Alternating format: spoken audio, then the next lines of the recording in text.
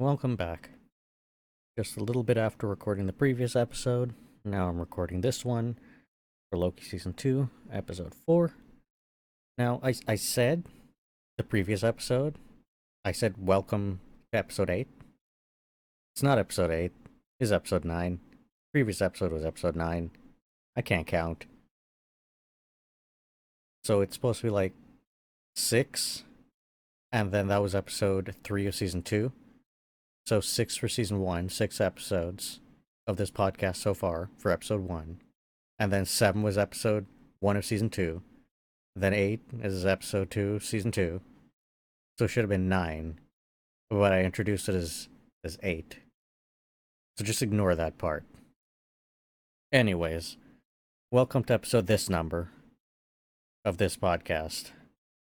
We're at episode 10 now. We've made it to 10. We've made it to 10 whole episodes, me talking for many, many hours. So, in the previous episode,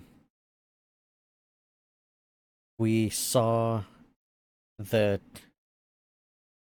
there was a lot of more, I think,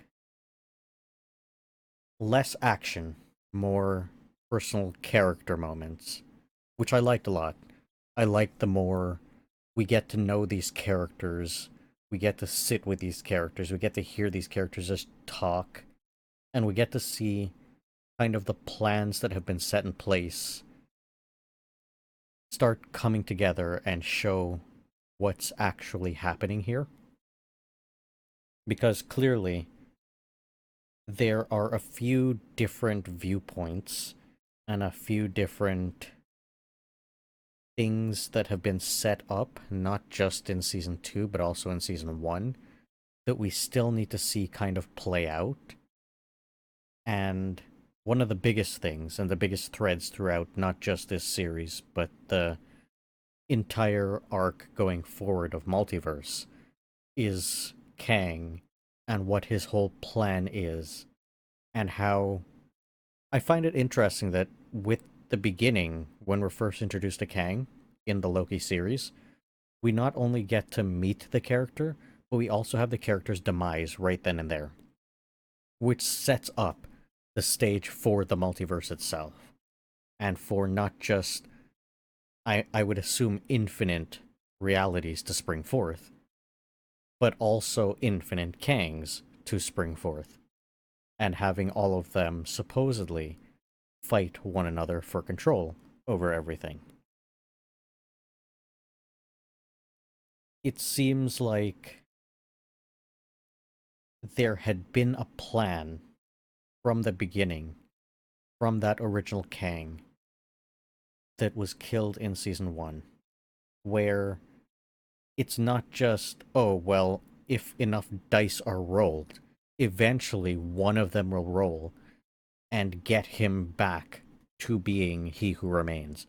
Some variant of him will end up back there. Instead, it almost seems like we find out now that he set things in motion such that when he is killed, and he had planned for himself being killed, that he would end up, or a variant of him that he's probably hand selected, will end up back in that throne. Now, in all likelihood, I believe that that variant of him is the him that ends up there. So he causes himself, his past self, to end up in that spot. And it's not like he's just picking some random variant from some random branch timeline. It's the same guy who will end up causing yet again another paradox, another Ouroboros, which will play a part in this episode. So, the episode length says that it's 48 minutes and 11 seconds, and playing this at 1.23 times the speed, in case anybody wants to follow along. I've been doing that for all of the episodes, and I will continue to do that for all of the episodes, and in future, any shows that I plan to do this with. I don't know if I will for any particular show. These shows are a bit easier because there's not that many episodes per season. And I only started doing this because I just ran out of time to record the episodes. So I decided watch and record simultaneously, so I could just have live, raw reaction and thoughts. Even though I had seen the episodes previously, it's just easier to refresh myself while simultaneously saying what I had thought originally, what I'm thinking now, etc., etc. So let's begin. And as with all of the episodes, we do a recap. Now it's interesting that this particular episode starts off with a recap of him time slipping, of Loki time slipping. Because time slipping seemed to have been a thing that was just dealt with. It's done now. You know, we fixed him, it's good, we're done. But I'll get back to this at the end of the episode where I have an idea.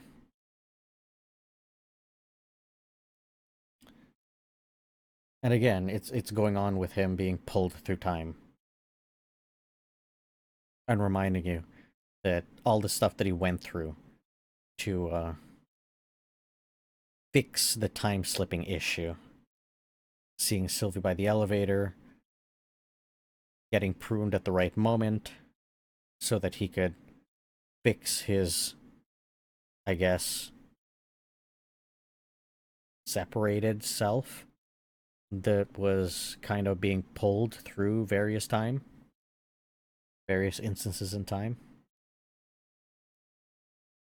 And a really interesting intro to this when you have the Marvel logo. It's almost Doctor Who-esque. The the scene that they're showing, but it is the sacred timeline kind of unraveling and branching off into all these branches. And then we're here at the end of time. And in the last episode, I didn't make mention of this because I had already watched this episode by that point.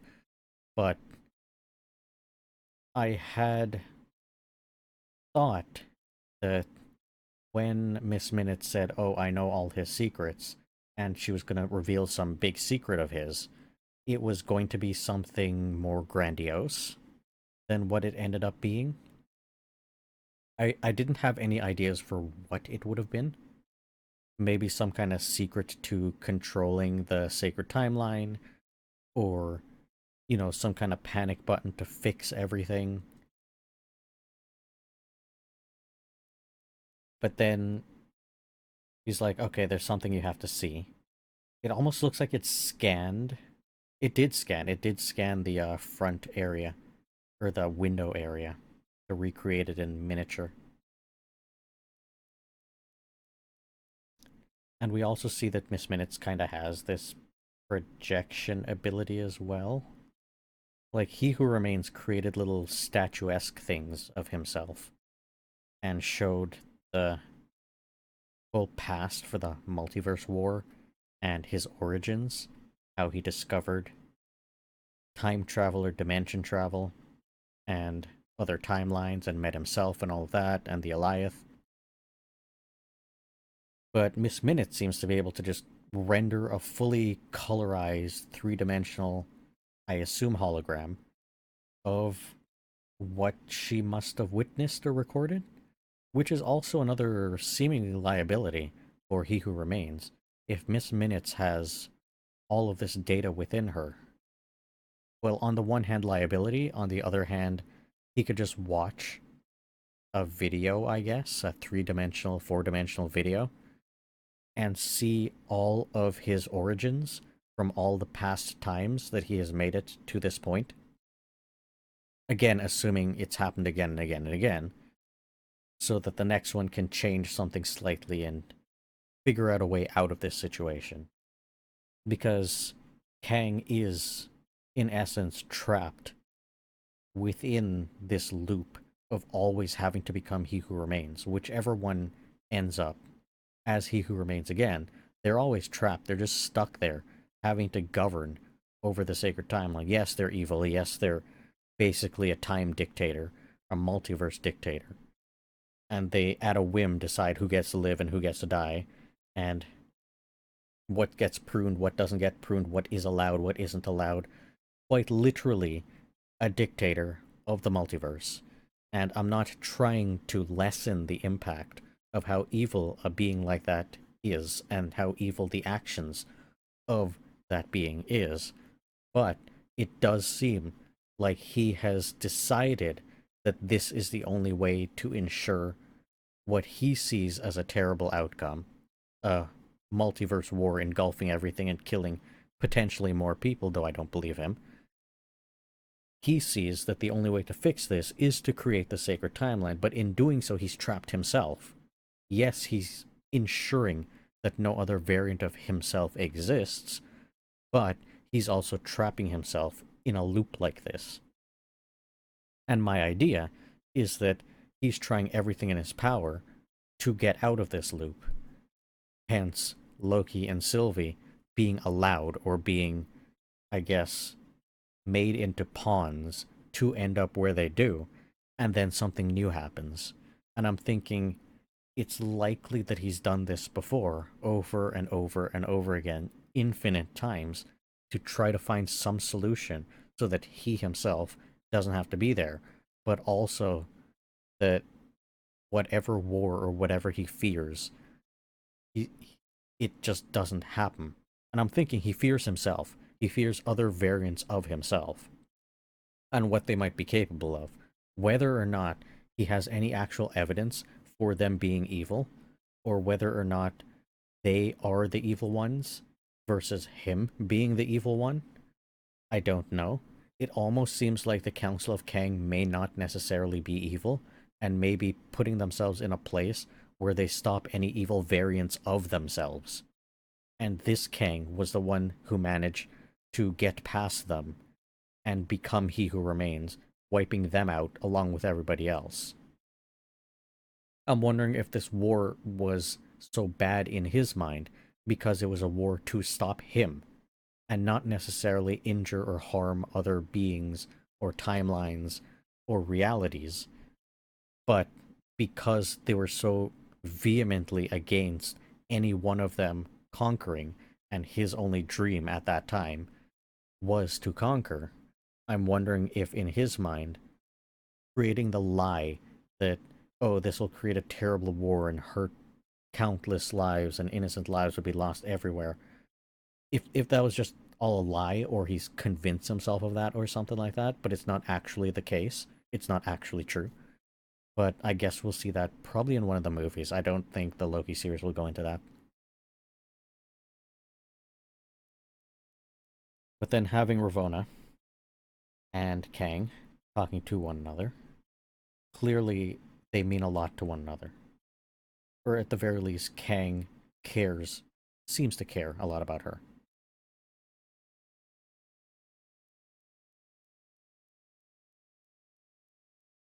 And she doesn't seem to reciprocate anything. She doesn't seem to say anything to what he's saying. She's just like, oh, the TVA awaits our command. And then she heads off. Very much like a soldier. And then the for all time always. But now he just decides to summon Miss Minutes. And says, erase everybody's memories. All of them. And Miss Minutes is even questioning this. Is like, are you sure?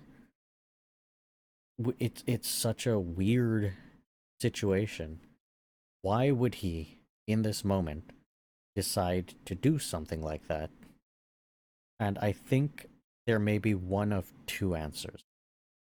Either number one, it's a trust loyalty thing, where he's not sure he can trust them or any of them to be loyal and still know of his existence. And Ravonna specifically, even though she's fought by his side to get him to this position, she may know too much, she may have too much influence, he might see himself in a situation where he can't necessarily trust her because of how much she knows. So the solution to him is to wipe all their memories. It could also be a different idea where it's one of those, I think you see this trope in like anime or some TV shows and movies where I care about this person so much, but if I force them to stay with me for all eternity here, locked away, ruling the way I intend to, they will hate that kind of life. So I'd rather set them free than force them to be like this for their own good. And I absolutely hate that type of trope because it's a very almost narcissistic type character that would be like, I know best for this other person, and instead of asking them or talking to them or communicating in any way, I'm going to make a decision based on what I think they deserve and is better for them without consulting them, going behind their back, and just doing this in order to quote unquote set them free or give them a better life or, remove them from a situation where they would have chosen to be unhappy, quote unquote unhappy, but you don't want them to be that way forever and ever and ever. So you're making the quote unquote hard decision to let them go, sort of thing. It could be that situation that's playing out. But we just don't know enough about their history and what's going through his mind right here to know whether it is one or the other or something else entirely. It could just be that he's had this in the back of his mind and he wants to do it this way. It could be something triggered this to happen, something she may not even know about, where, oh, maybe there's somebody getting too close to him or somebody figuring something out. And if that could happen to one person, that could happen to any of them. And if that could happen to any of them, that could happen to her. Because we don't know at this point if she has her original memories from where she was plucked from, whichever branch or variant timeline she was from. And if she doesn't, that could be a potential liability as well. Because what if she starts remembering like maybe somebody else has been remembering? So just wipe everything and start again. And maybe there have been other wipes as well, very likely, because Ouroboros remembers stuff that Mobius doesn't. And Mobius clearly doesn't remember Loki running about in the past and him chasing him. So there must have been a wipe in between those situations as well. Actually, we know that there is, because we know back at that time there were statues of Kang still in existence. So that was probably around now that we're seeing, when Kang's face was still everywhere, and then all the minds were wiped at that point. But we know there must have been a previous wipe to wipe out where all of them were originally from. And there could have been others in between, in specific cases, or in just general broad sweep, wipe this particular piece of information. We haven't seen that he's able to replace memories or make false memories, but I'm assuming he can, because all of them believe that the timekeepers exist and have always existed. So it's likely that he could just also implant memories. It completely makes sense that if he's able to wipe them, he should be able to replace them. If he's able to make a one sacred timeline, he's probably able to do almost anything. Let's be real. But what is the real reason he decides to do this? And just kind of be alone at the end of time? Now, we also have to take a step back and remember that Miss Minutes is showing Ravonna all of this, and Miss Minutes likely has ulterior motives as well. Not likely, definitely has ulterior motives. So whether we're seeing the truth is kind of a little bit up in the air, and whether we're seeing the full truth and the full picture of everything that happened in that scene is a little bit up in the air as well. Because there could be details missing that could change the context of why Kang decided to do that. And Miss Minutes knew that this would hurt Ravonna. So, and Miss Minutes didn't say any of this to Ravonna before, when she was playing along. Didn't need any of this to convince Ravonna to do anything, but now Miss Minutes has her own agenda here. That we don't need him, and never did. So it looks like Miss Minutes now is setting up a situation where her and Ravonna will rule over the Sacred Timeline. Though it's probably just going to be Miss Minutes alone, not Miss Minutes and Ravonna. Because if Miss Minutes has the ability to wipe their memories, she'll just do it again. But she needs help from somebody else to make sure that everything is fixed. And then you can wipe all their memories and put them back to work. And then we see Victor pop through the time door and is in the meeting room. And he just kind of wanders out into the hallway and down the hallway. It's a little bit... Well, I get why. It's a little bit weird that he decided to leave that room, because for all he knows, it could be extremely unsafe. But I get that also curiosity would have gotten the better of him, and he would have just wandered out to check out the place. And then B-15 comes out down the hall. And then Mobius and Loki.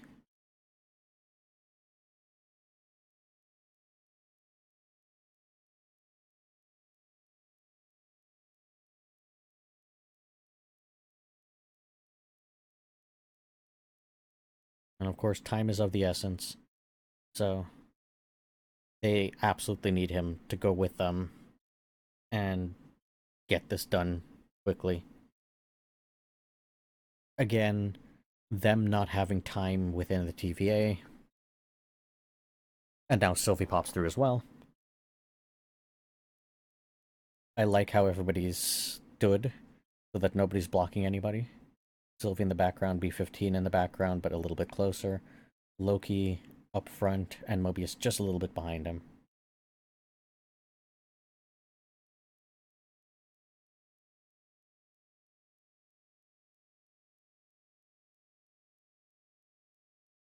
And then he recognizes that that's his loom.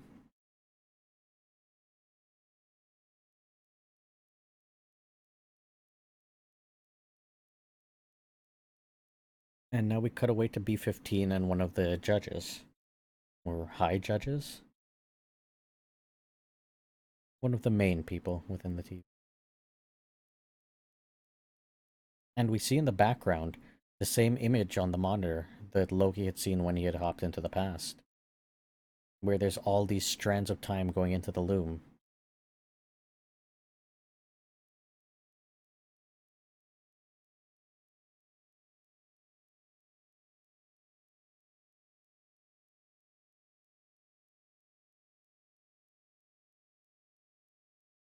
And that's the key to it. Ensuring that everybody who remains in the TVA believes that this new version of the TVA is worth protecting. Their new mission is worth protecting and fighting for. And I think B-15 is the perfect person to help all of the rest of the TVA agents realize that. And also help transition them. Not just within working in the TVA, but if they want to leave.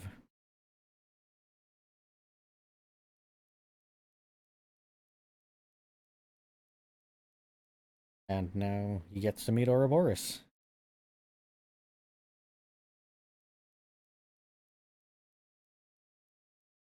Who wrote the TVA handbook. But he learned everything he knew from Victor Timely. But Victor Timely learned everything he knew from the handbook, which Ouroboros wrote. And here we are again, another paradox. Which came first? And there's been many of these in the series so far. In Season 2, there's just been so many of these. I don't know if any of them are going to resolve.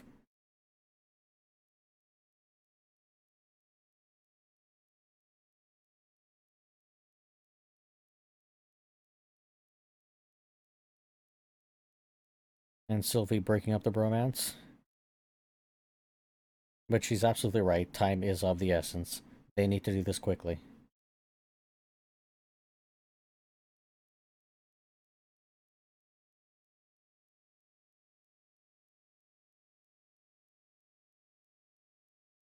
The plan is simple, of course.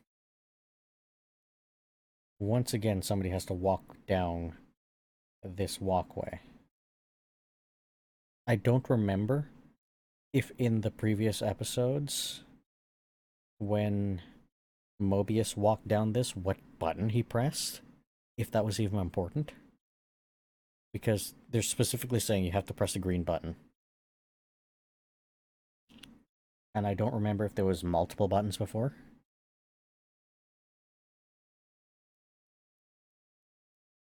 So all they really have to do is make the rings bigger for this loom. And then it'll just allow more timelines to pass through it.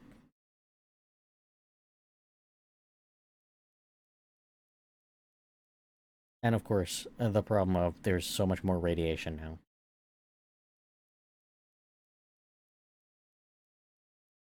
now. It's Loki's turn.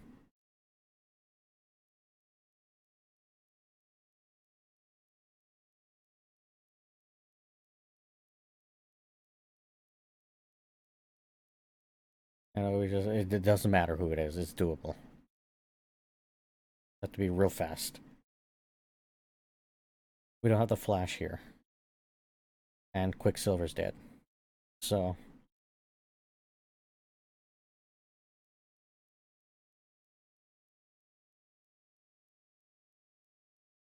it's clear that Victor understands all of this stuff. This complex, extremely far future-esque stuff. And science and technology and all that. And this special invention of his that he was working on is the thing that they need. Just so happens to be the thing that they need. So that they work together and fix it. So that it's able to open up the loom rings and allow more time to flow through.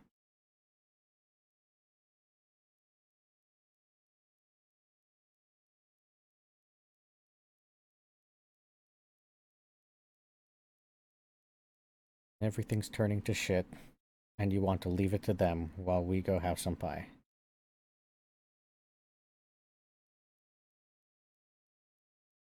Now, she is right here. But also, from the point of view of somebody like Mobius, there is nothing else that they can do. All they would be doing is standing around or getting in the way.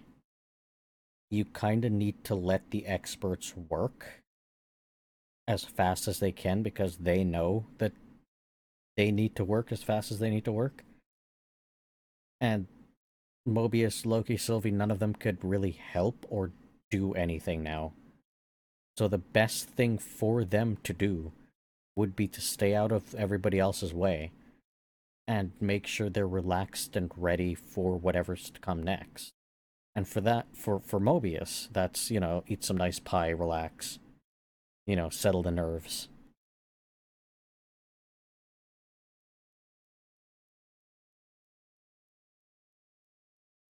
And then we're back to this prison room, this makeshift prison room.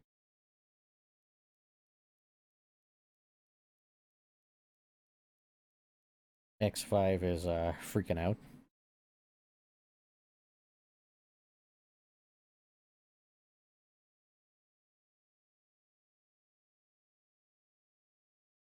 And it turns out they knew that Brad had sold them out and had decided to become an actor.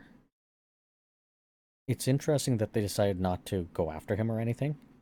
They just continued on with the mission to prune all the timelines, even though he had pretty much abandoned them, gone AWOL.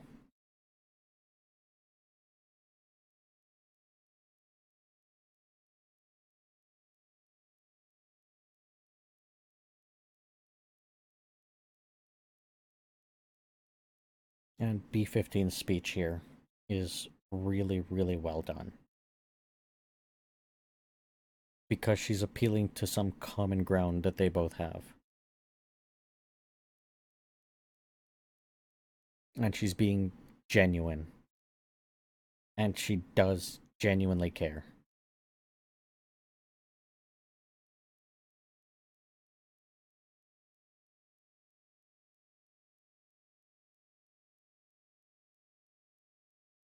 Asking them for help, saying that they both care about the TVA.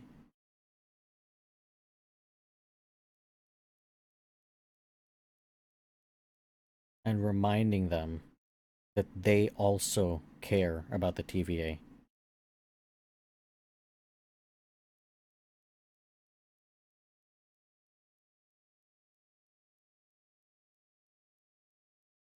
Unfortunately, we never get to see the what if they don't go for it.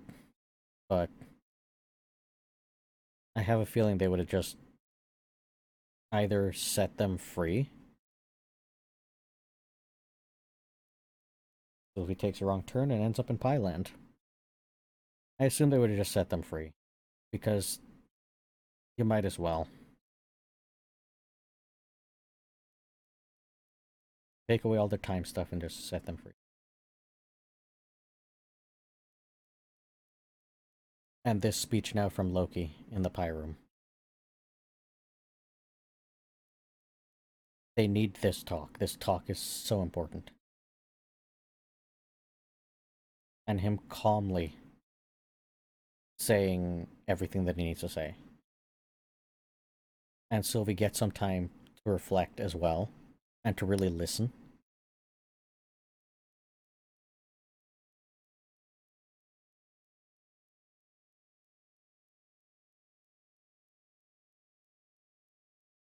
Because Loki needs Sylvie to understand Mobius's where his head's at. And then of course Sylvie saying soft gets you killed. That was her entire life. Soft gets you killed. She was running for years.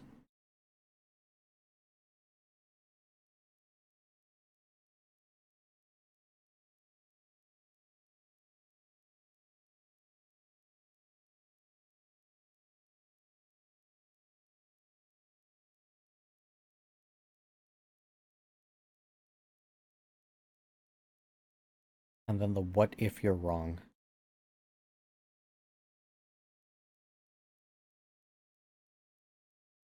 And she says it. Yes, burn it down. Easy. I love that Loki got the opportunity to say that. To finally say that. Hope is hard. That he finally gets to say that it's so much easier to destroy and burn it down and just turn away from everything else. And it's like, okay, it's fixed, it's done.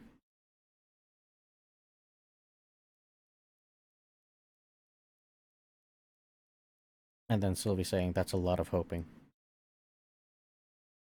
Now, Loki should have said a little bit more in that moment when Sylvie's saying, you know, you're hoping for a lot of things to happen.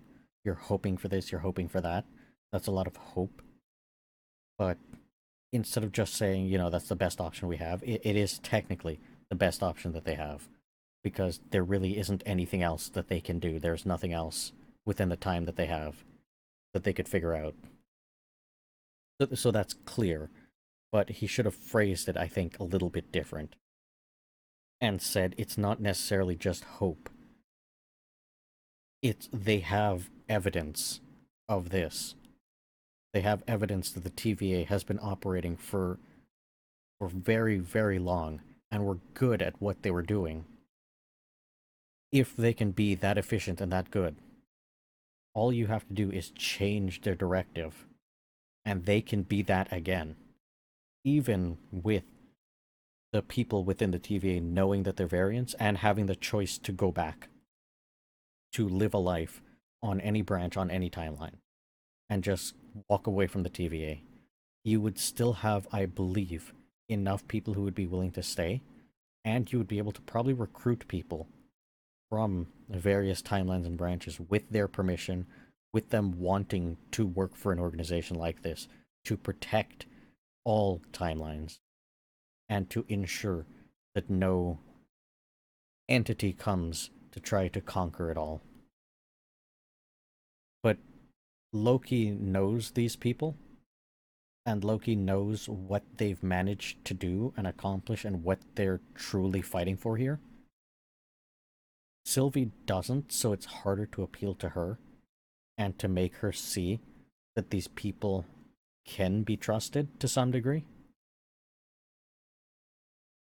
It would be really hard for her to probably accept that because she's been running from all of these people, from the TVA, for her entire life, basically.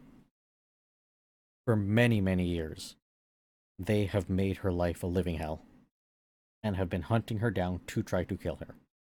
And she knows that. So getting through to that isn't necessarily easy, but I think piece by piece he is getting through.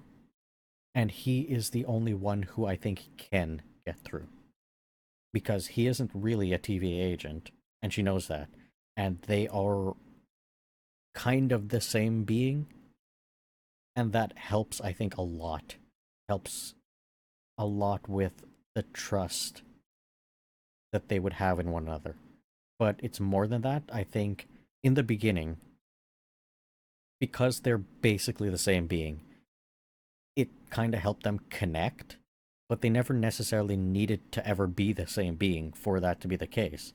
It's just they have similar thoughts, similar experiences. That's enough to help them connect on that level. And because of the connection that they built in season one, that will allow these kinds of conversations that they're having now to be more effective and for him to be able to get through to her because he's gone through a lot to get from where he was at the beginning of season one to where he is now. So much more self-reflective, so much more self-aware, so much more understanding. He has gone into his own psyche and truly unpacked everything up until this point. Everything that had happened, all the trauma of the past, all of that has been completely unpacked, and he's seeing clearer now than I think he's ever seen before. And he has so much more empathy and care, and that's the real him shining through now. And without all these other biases, I think he is in a very good position to share with her how he now sees things compared to how he used to. And he knows how she sees things to some degree. Because that's how he once did see things. So he is probably the best person to be able to explain things in a way that she would get and understand.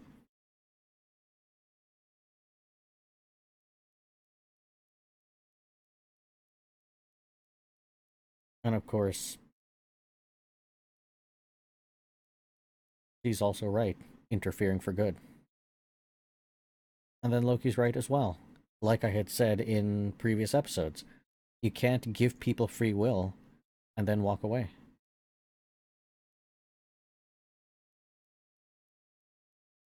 It's up to us to protect them. It's up to us to do better than he who remains.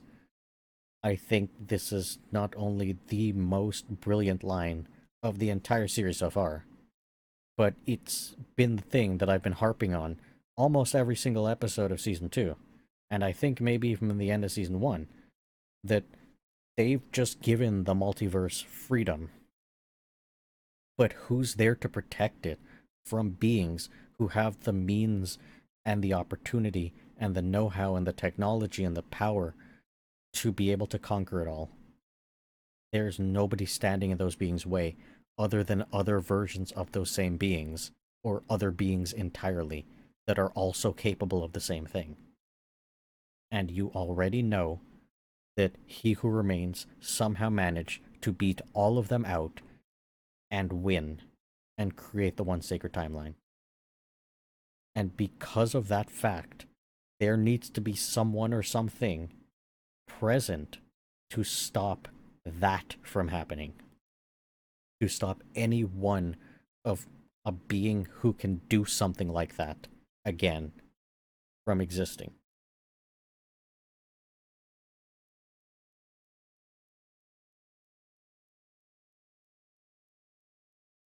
And Sylvia's right. It sounds like whatever you do, you're playing God. And I don't necessarily. I know this is the line from the trailer that we are gods, but I don't necessarily like that line because it almost seems like old glorious purpose Loki. But I get what he's getting at. There needs to be somebody in that place to act as quote unquote a god, but a good one, to be able to govern over and protect, not govern over and control, not dictator, but something different that is more protector, that is, I'll only step in when absolutely necessary to stop a dictator from rising up. But other than that, I don't interfere. I don't mess with things. I don't form things to my liking. So I think, like, I get what he's saying, but I think it could have been said a little bit better or in a different way because it almost sounds like the old Loki. Because if this was the old Loki, if this was the original Loki, this is the perfect opportunity to just conquer everything and become the next Kang. But it should be clear to anybody watching this series, this Loki does not want that. This Loki had the opportunity to have that. Let Sylvie kill him, and then take over. Plain and simple. But this Loki doesn't want that.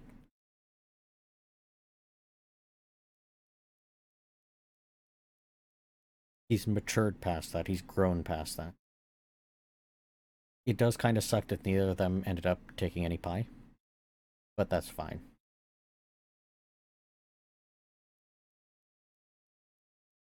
And now back to the prison room.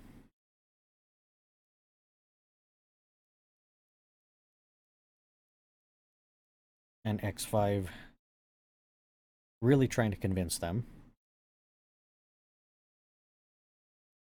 And now Renslayer shows up.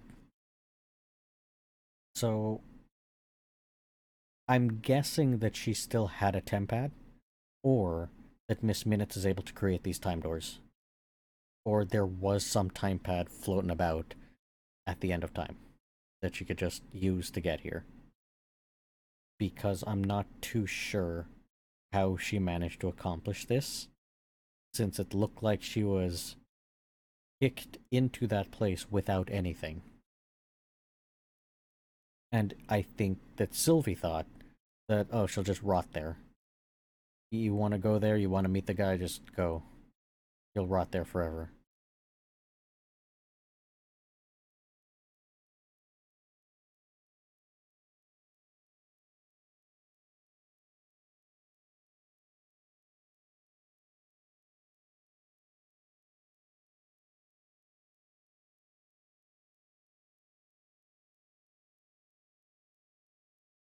And I'm glad that they don't trust Ravonna. They clearly see through what she's saying.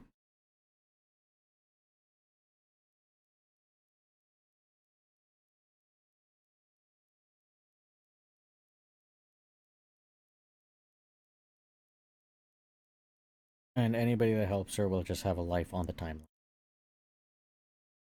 I don't trust none of that, and they were right not to trust it.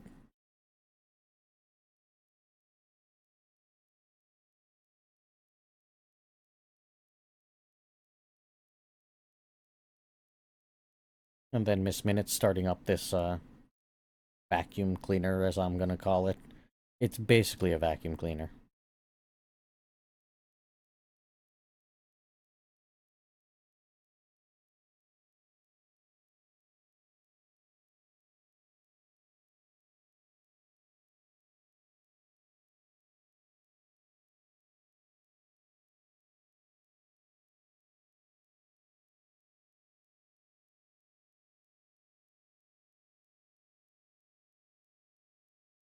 Bradley has clearly made his decision.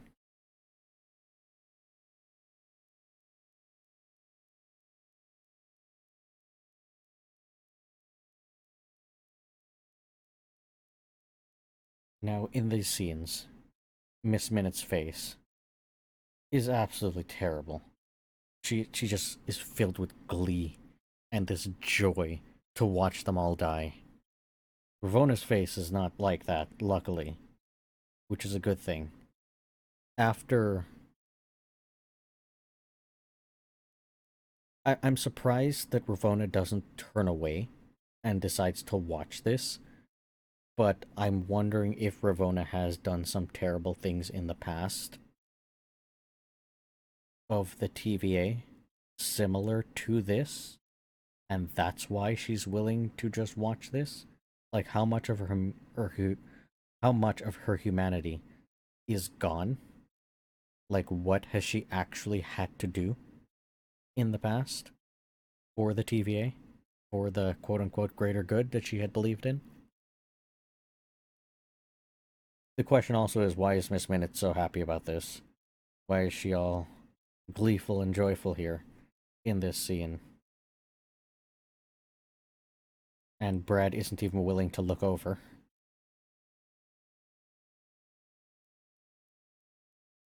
I'm surprised he's not plugging his ears.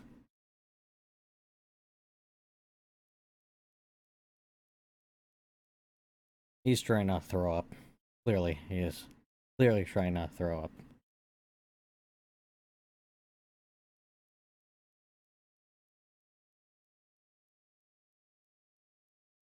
And then away they go.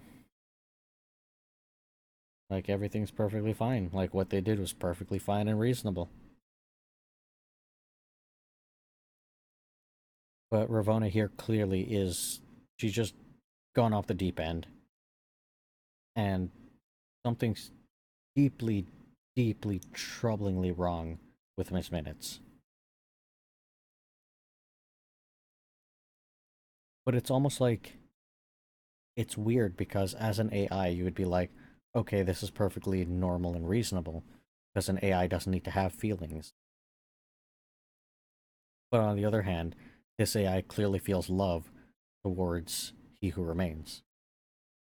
And has wants, like a body, a physical body.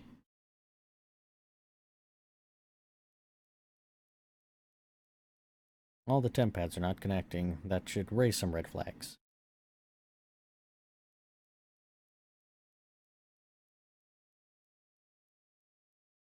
And B-15 walks in and sees the carnage that had transpired. I'm surprised that they didn't show it, but it might be a lot too gruesome to actually show.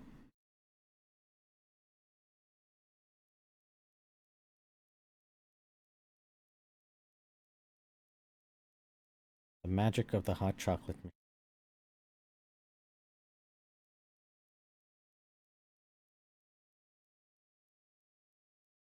This is a weird little scene right here.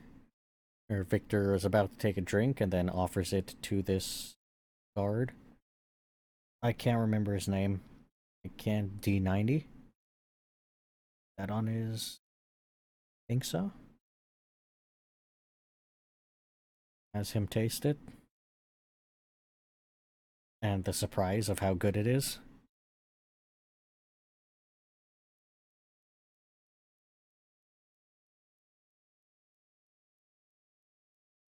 And then X5 shows up and kills him. Or sends him to the end. Again, I'm hoping to see all of them just there. All the ones that get zapped by the time stick just show up there at the end. And kind of are living there now. Like the other Loki variants.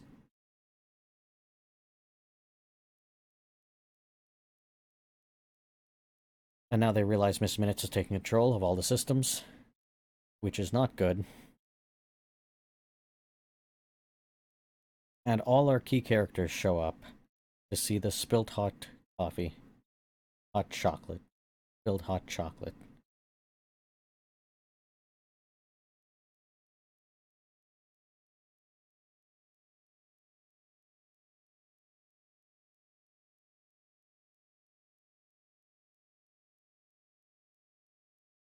I wonder how they were planning to test it.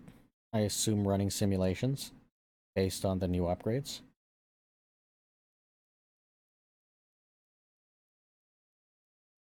Loki's absolutely right. She wants to take over the TVA, so she is still going to be in the TVA.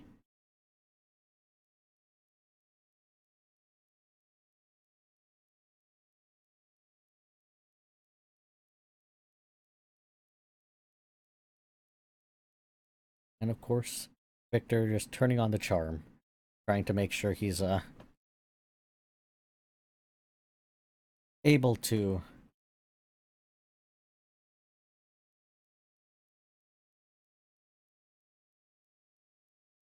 or at least trying to convince them that he's on their side, which it seems clear that he's not anymore.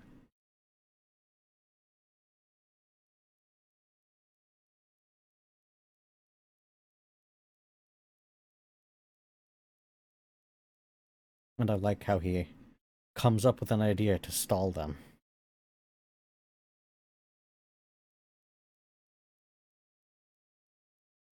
And then we get to see the loom. Loom ain't looking so good. Over to the elevator. As soon as I saw this, I immediately knew this is setting up that scene. Camera looks over. Loki tries to go into the elevator, slam shut.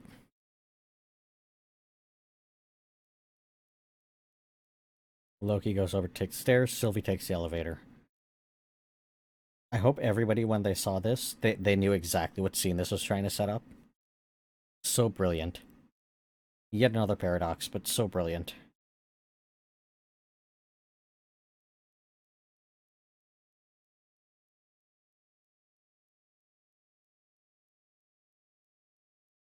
And now we're seeing Loki. Still time looking at that little time watch thing. But we know this isn't that Loki. The Loki that we've been following just a minute ago. This is the past Loki from episode 1? Episode 2? Episode 1.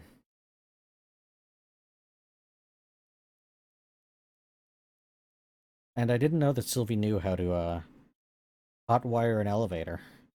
But apparently she knows how to hotwire an elevator.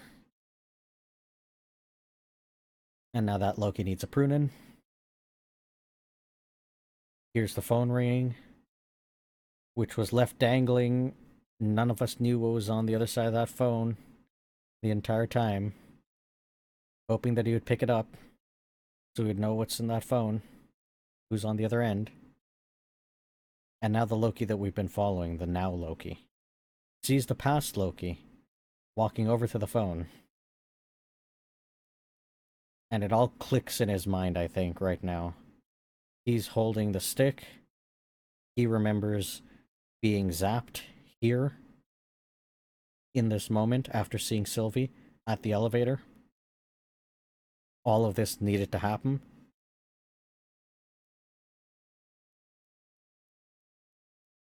Therefore, it's his duty to do this to himself.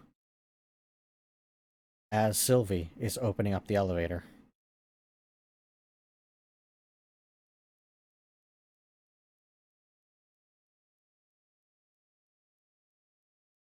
It must feel so weird and strange to have done that to your past self.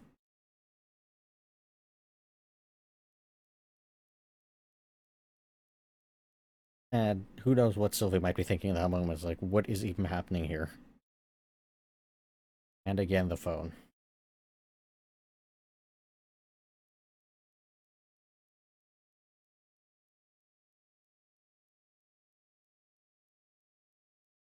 The weirdness with the phone. Just...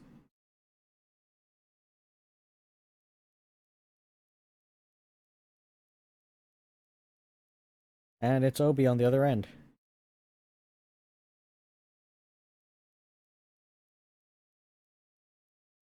It's weird that there's just a hallway phone next to the elevators. It's weird that Obi just knows to call that phone to get to them. Unless he's just calling every phone, that every phone is ringing, but there's no guarantee to get onto them.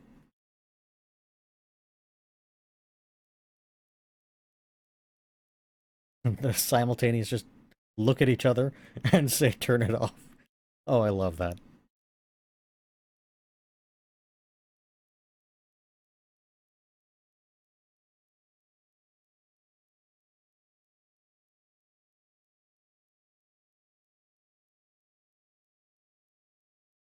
And the fact that Miss Minutes is being so affected by this right now is again what I was referring to before. Where, like, what is this being?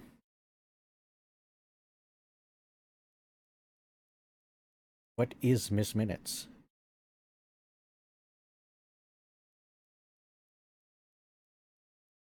It really looks like Miss Minutes is, like, a part of the computer system and can't exist without it. So how does Miss Minutes exist in other places in time without a computer system being there? Or at least some conduit for a computer system like the Tempad. And if all of that's the case, then how does Miss Minutes actually function? Like, it's not an entity all on its own, where if the computer systems go down, it's fine.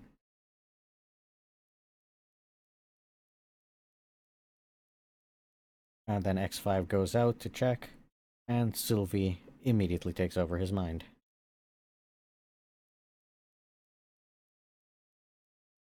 Him just peeking in through the door, and that nod.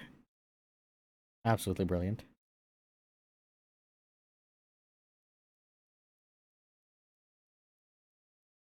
And him acting so differently,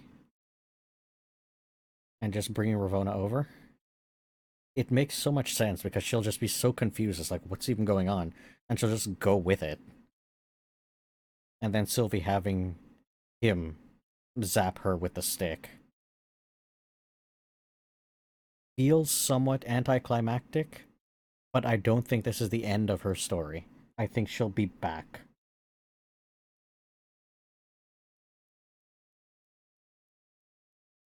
Because it seems like after Ravonna and after Miss Minutes, it's like just, you know, rebooting the system. Miss Minutes is gone.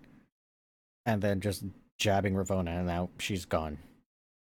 But we know that anything that gets sent, well, we know anything that gets disintegrated, looks like it's being disintegrated by the time stick, they're just ending up at that place at the end of time. So she's not dead, and Miss Minutes can very likely just reboot as well and reconstitute herself. Or she may have some backup thing that'll kick in if something like this happens. So I have a feeling we'll see them both again. They're not done. They're not over for them. Unless, because there's only 2 more episodes left for the series. But in 2 episodes you could do a lot. I'm wondering if they'll focus on the consequences of everything that happens here, or because if they focus on the consequences of what happens here, then that could just lead into some of the movies and the overarching multiverse. But if they don't, then they could set up the potential for Ravonna and Miss Minutes to come back and to deal with them properly. Unless, of course, all of this was meant to happen. And the time door opens, and then Kang steps out and gets completely spaghettified. And his spaghetti strands kind of wisp away. They were all very shocked. But let me go back a little bit Because Sylvie's like, how long will he have? And then Loki says he'll make it. And then Mobius is like, I don't know about these radiation levels. And now Sylvie's like, he'll make it. The hope has spread.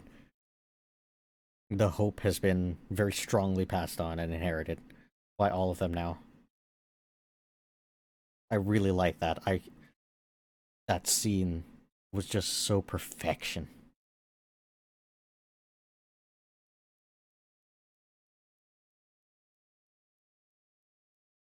And then, of course, him getting completely disintegrated. But I'm wondering if that was planned. If he needs to be completely disintegrated like this in order for his full plan to come to fruition. I'm wondering if that was in and of itself planned. In and of itself planned. Where he who remains knew all of this would happen. Step for step. All of the things that we've seen play out is meant to happen. And for Victor Timely to end up in that position, end up in that suit, and just get spaghettified. All of that meant to happen. I'm wondering if that's the case.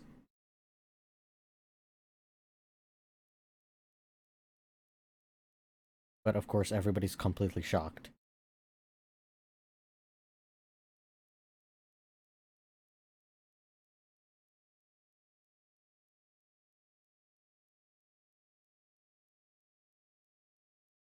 The temporal radiation is too high. And then Loki looking over at the loom and saying, I don't know.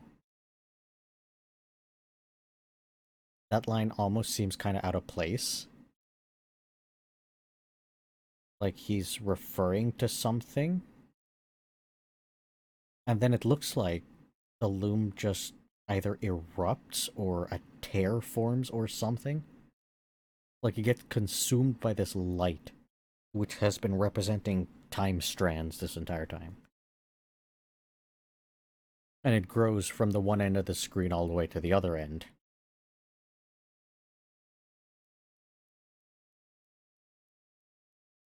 And everybody's just kind of standing there, not knowing what to do.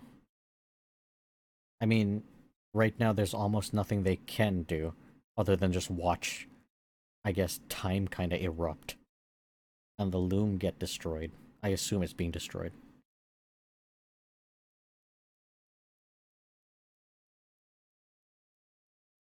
And everything's shaking, and Loki closes his eyes. And end of episode. With a good few minutes of just silence and nothingness. So absolutely brilliant a way to end that episode. So now I get to talk about what I foresee coming in the next episode or two. And obviously, if the season ended here, I would have thought something very different. But knowing that there's more episodes to come makes me say that in all likelihood, something will happen here to ensure that they don't all just die suddenly.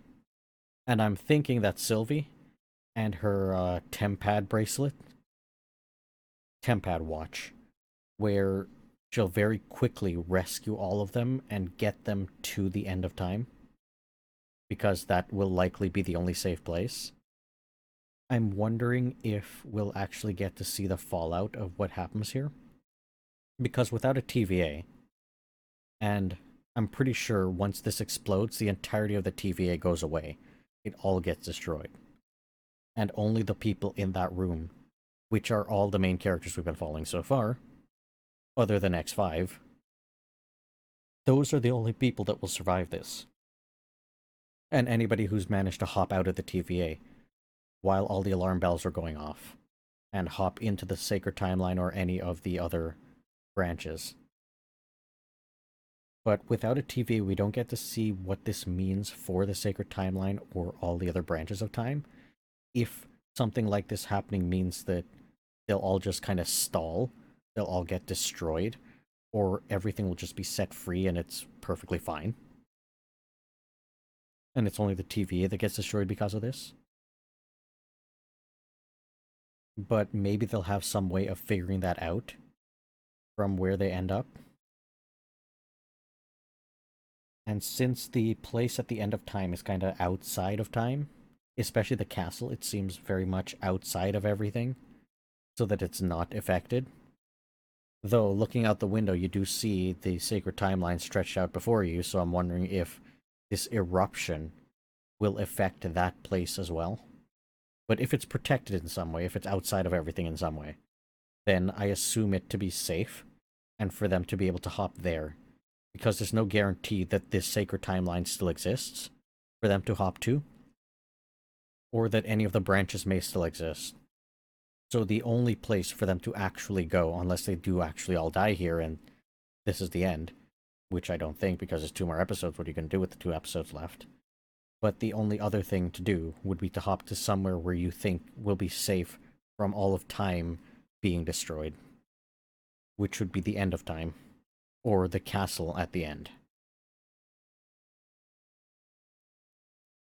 And I'm thinking that because this episode started with the recap of Loki and his time sickness and him being pulled through time, it almost seems like that might be a solution to this problem, where everything that they've done was to fix the loom, but they weren't quick enough, and they waited too long, such that there's too much radiation out.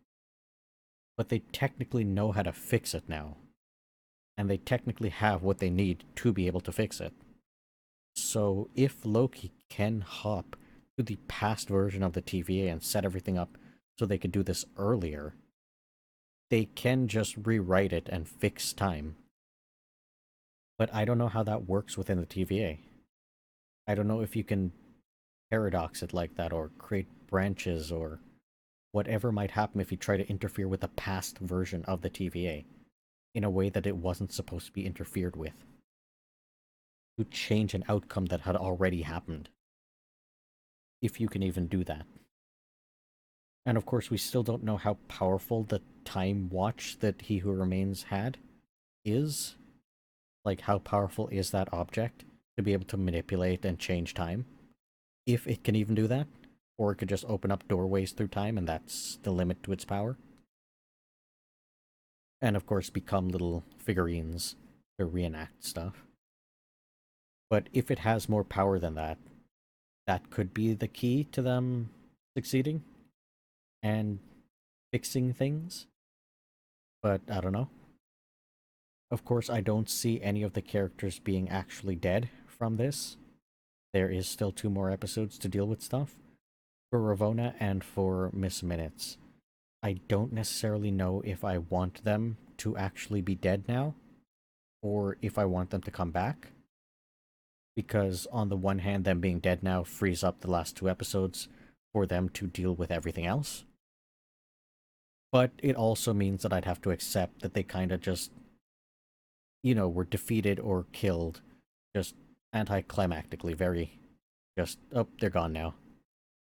So that doesn't sit too right with me either. So I'm kind of expecting them to show back up.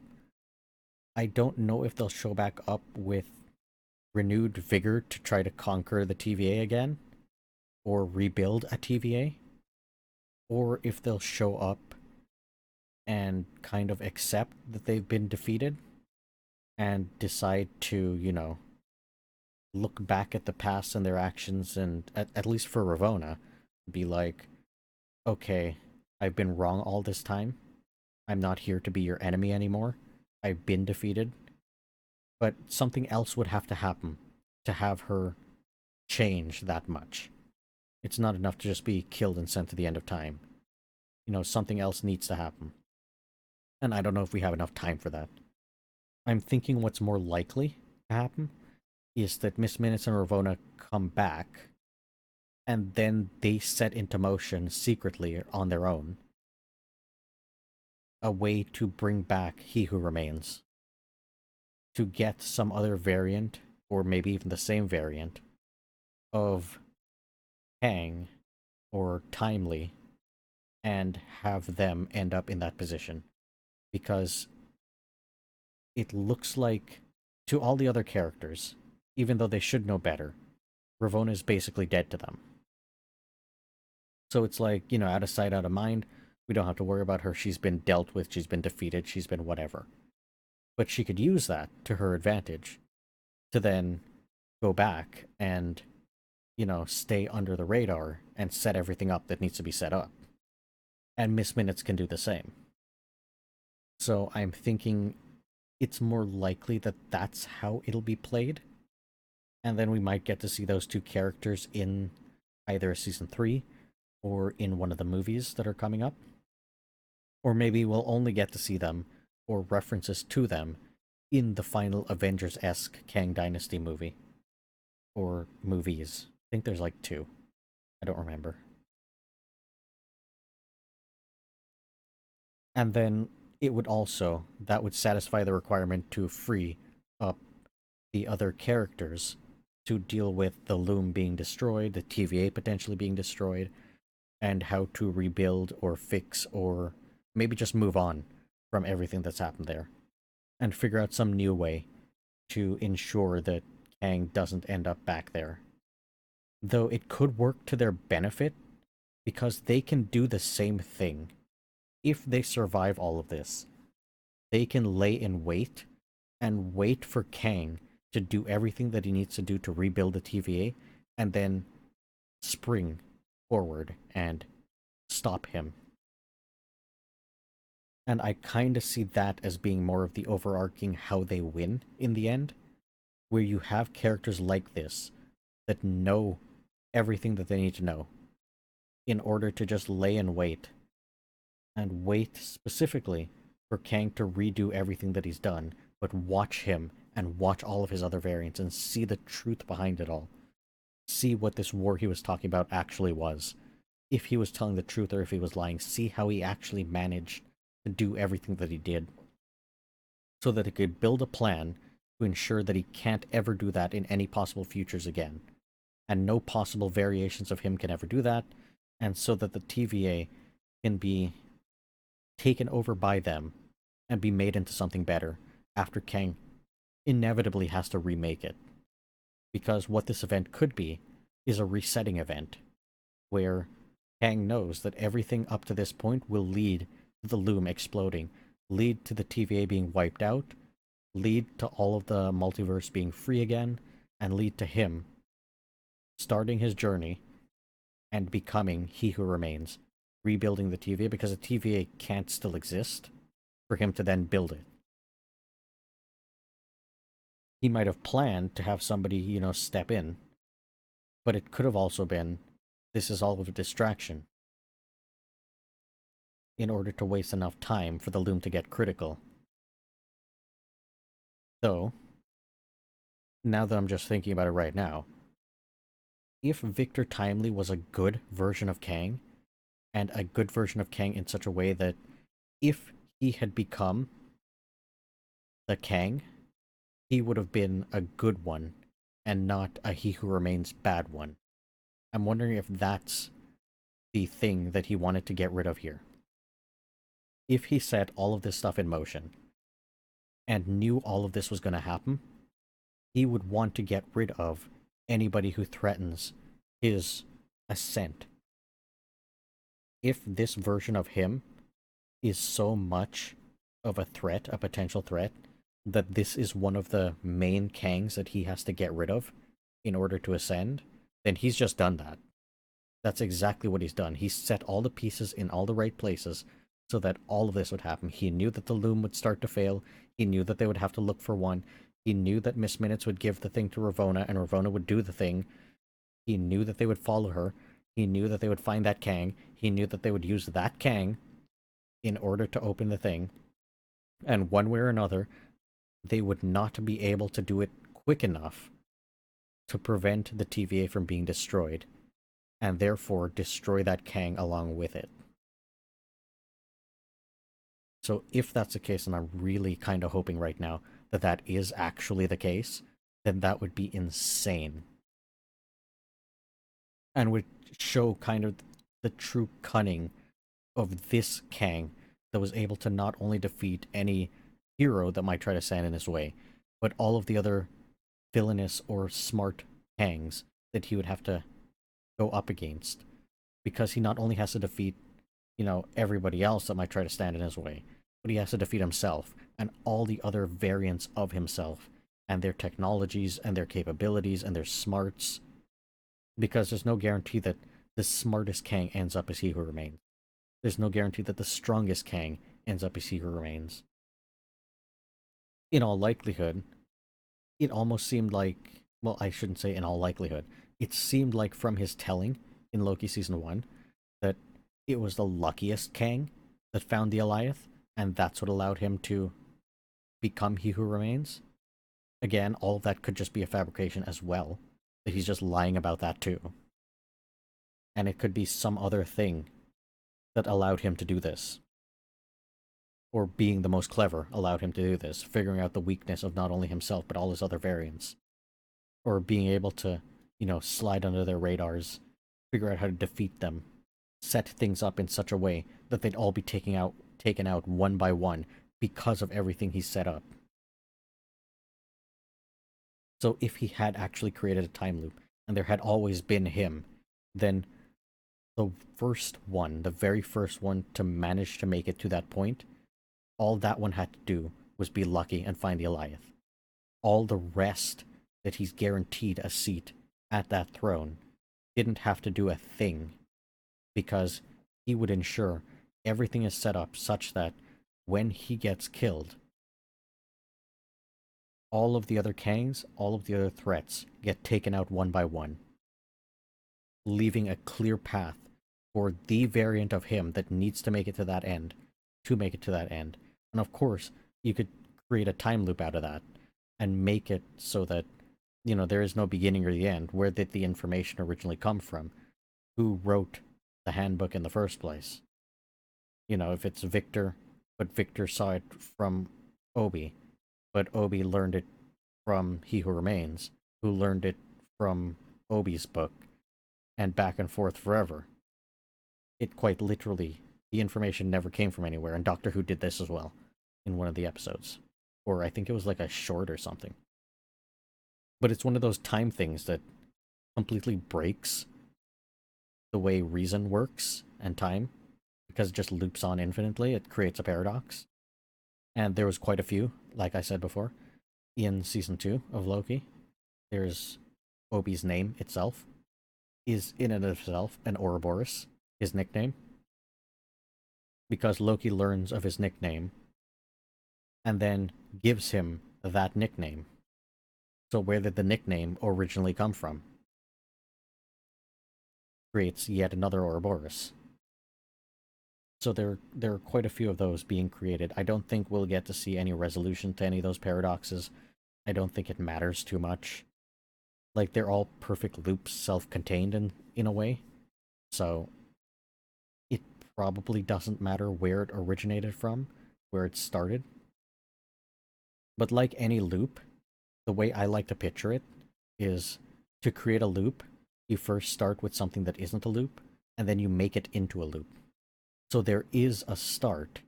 It's just you need to look at it in that way, that it is made into a loop. But it had a start and an end. But then somebody, at one point, when it first started, when the very first iteration began, was the point at which it became a loop. And then it loops on forever. So the information does come from somewhere. It came from somewhere before there was a loop. And then it's been made into a loop, if that makes sense. Like my Kang idea. The very first Kang just had to be lucky, and then set up the path such that it's a loop for all the rest. So it doesn't have to be a loop from the beginning. The beginning can start somewhere else, and then you just loop it in such a way that you don't need that beginning anymore. It'll just always happen. The beginning and the end, and looping on forever. It'll just always happen for the next one, and the next iteration, and the next iteration. Almost like, like a chain. You have to make a chain into a loop. But once it's made into a loop, it's a loop. So that's kind of my idea to solve something like that. There is an actual proper beginning, and then it's made into a loop. And it loops on forever. Who knows how many times it's iterated at that point. How many times it's gone about. And unless, I guess, Marvel, in some future thing, either in the Loki series or in one of the movies, actually explicitly states that Kang has done this before, then my idea of it all being a loop doesn't have any real backing yet. But it makes so much sense to me that this has happened before. And Kang has been looping round and round and round, getting killed, and then ending up back there and learning all the information from the previous run, and then changing it slightly, but then looping back there again and repeating the process over and over again to try to find an out or figure out all the flaws in his grand design or whatever it might be. But the fact that he lets himself get killed time and time again is probably because he's trying to find a way out. Of course, I could just be completely wrong, and it's not like that, but we will have to see in some future something or another.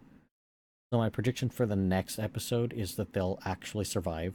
They'll actually end up at the end of time, or maybe even on the sacred timeline, or some timeline. It could also be that they get scattered throughout time, which would be an interesting thing to happen. Like all the TVA agents just get blasted into different places in time, different timelines, different realities, and have to find their way back to one another. But because there's only 2 episodes left, and there may not be a season 3, I don't really see that happening. Because that would mean that you'd need a whole nother season to resolve everything. And if you wanted to resolve everything immediately, which I think they kind of probably do, because they'll want the movies to then take over and deal with the multiverse properly, and maybe even some future shows to hint at or play with the multiverse a little bit. Though I really kind of hope that there is a season 3. I kind of see them being almost done with the Loki series. But if they are, then I don't see it being them being scattered through time, having to find their way back, and fix everything in some other season. I almost see it like they're going to be one of them. Probably not Loki, because he closed his eyes. And probably Sylvie, because she has the only device that can probably work right now to help save them all. Open up a doorway, get them all through. They're at the end of time. And then they have to come up with a plan. What do we do now? And they'll probably have a scene where they all look out that window, that one window, and some of them might get hung up on seeing He Who Remains just sitting there, the skeleton. And then they'll look out the window and they'll see, whatever the aftermath of the loom being destroyed was. And then they'll have to come up with, okay, how do we fix this? Is the TVA still there? Etc., etc. And then the final episode, I think, will either A, lead into another season, or B, lead into the future movies and leave it somewhat open-ended.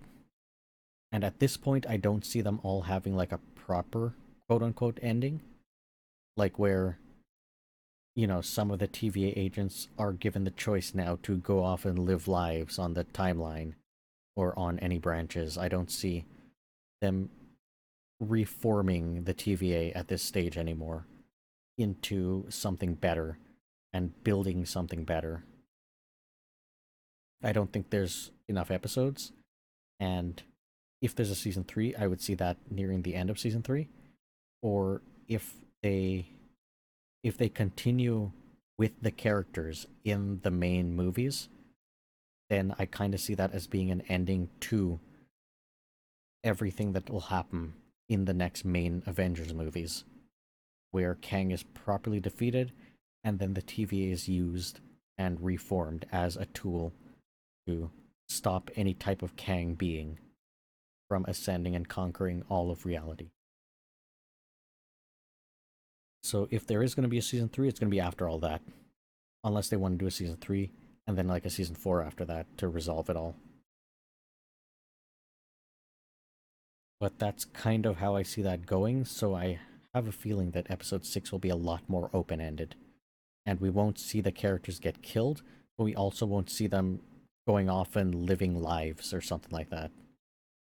Unless they want to play it in such a way that they all do go off and live lives, but I don't really see them being the types to do that. It doesn't seem to me in my mind that they are the types of characters to just willingly walk away from all this when they know that this is their lives, this is what they want, especially Loki and Sylvie. Especially Loki. I know Sylvie seems to want to have a life on the sacred timeline and do whatever she wants, but I think after that speech from Loki, she might be rethinking all of that. And it's clear that Mobius is the way that he is. He wants to stay a TVA agent. If he knew what his life could have been or could be, would he still choose to be a TVA agent? I don't know. And that's the fear that he has. That he's not sure what he might want to choose and how he could continue to be a TVA agent knowing what else there could be for him. And B-15 might be the same way, might not. And same with a lot of the other characters. But I know once given the choice, there's going to be characters that will want to stay regardless. And that's what you'll have to work with to rebuild. I did have another thought, which would kind of be interesting. I don't know if you could play it in 2 episodes, but if when the loom explodes, they all kind of get launched and they end up in various places on their original timelines, wherever they were meant to be, but they've forgotten all the things that happened with the TVA, and they're just living their lives now. And then suddenly one of them, like let's say Loki, something triggers him and he remembers all of this stuff, like all the memories start flooding back.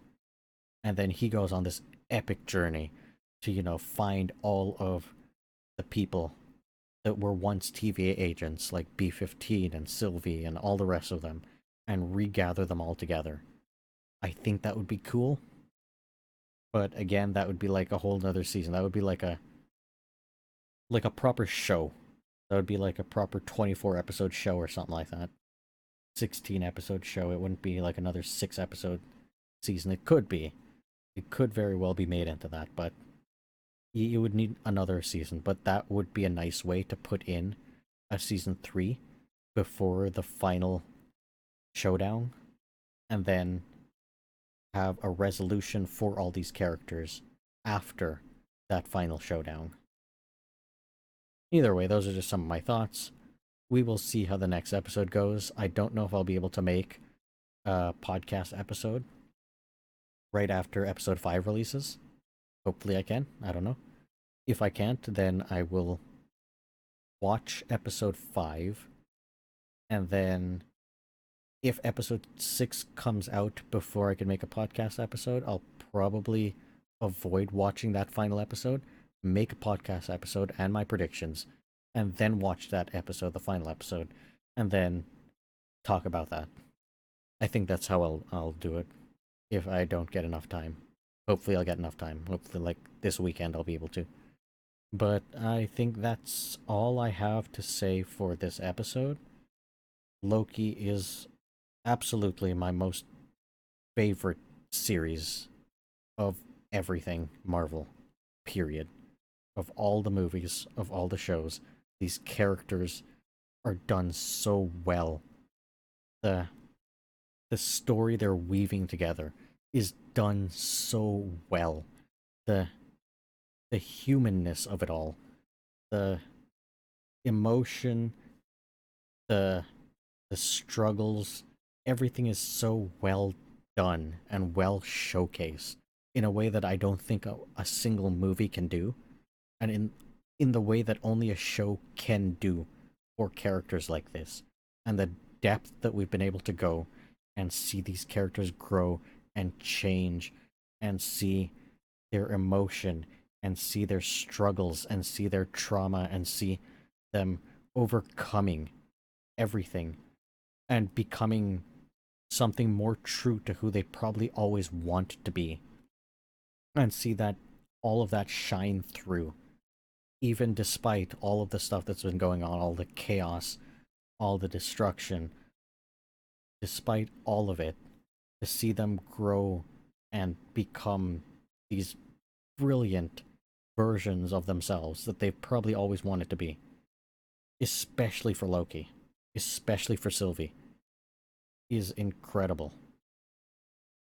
And getting to see B15 and how she has grown and changed and accepted, and seeing Mobius, although he doesn't think, I don't think he's changed too much. He kind of has. He's kind of become, like, he's always been Mobius. He'll always be Mobius, but he's just able now, I think, and more free now to be the person that he's been struggling to try to stay the entire time. His struggle, I think, is very different than some of the other characters, where he's always been a good guy, he's always been genuine, and he always genuinely cared, but a lot of the time he had to bury that to become the TVA agent that they needed him to be, and now he doesn't anymore. I think that's what we're getting to see a lot more of. Him not having to deal with the death and the destruction and that they've been causing, and to be on the right side of things, and to live that, still be an agent, but also be an agent that you could be proud of. I think that's more so his arc throughout all of this. And then we have Obi and Casey, which I don't think they've gotten enough time, which is a little bit unfortunate. But they have each other, so that's a positive. And Timely, I don't think we got to see enough of that character and that individual. But he's probably gone now. He's spaghettified. So I don't think we'll be seeing any more of him. And that's not even mentioning the struggles that the actual actor is embroiled in. I should actually look into that. I haven't looked into that in quite some time. But beyond all of that, I think the way that the characters have been shown and the portrayal of everything that's happened from season 1 up to now is just brilliantly done. And I don't think I know of any series that has gone that well or done that well with characters like this. Like, truly, truly focusing on the characters and who they are and their personalities and their backstories and their backgrounds, and fully capturing the emotion and everything it means to be a character, to be that character, and their growth and their change and their struggles and all of it. This series does that so well. It's just brilliant, and it ties it all in with really good action and everything else. Not so much romance, because they don't have enough time for that, unfortunately. I don't think there's anywhere near enough time for that, but the fanfic writers will fill in the gaps. I trust them. Didn't say that, but you know, they'll do what they do best, and it will be brilliant. But I'm still rooting for Loki and Sylvie. I'm still 100% on board with those two being a thing, being a couple. That is my headcanon. No matter what happens in the future, that is a thing. And of course, they need to meet Thor. They need to meet Love. They need to meet Jane. All of that needs to happen. This particular Sylvie, this particular Loki, they all need to meet. And Korg. Go meet Korg too, and his husband, and their new child. We need to see their new child. There has to be a new Thor movie. We have to see that new child. Yeah, I'll end that here. Thanks for listening, and I'll see you in the next episode. I don't really have an outro, so whatever.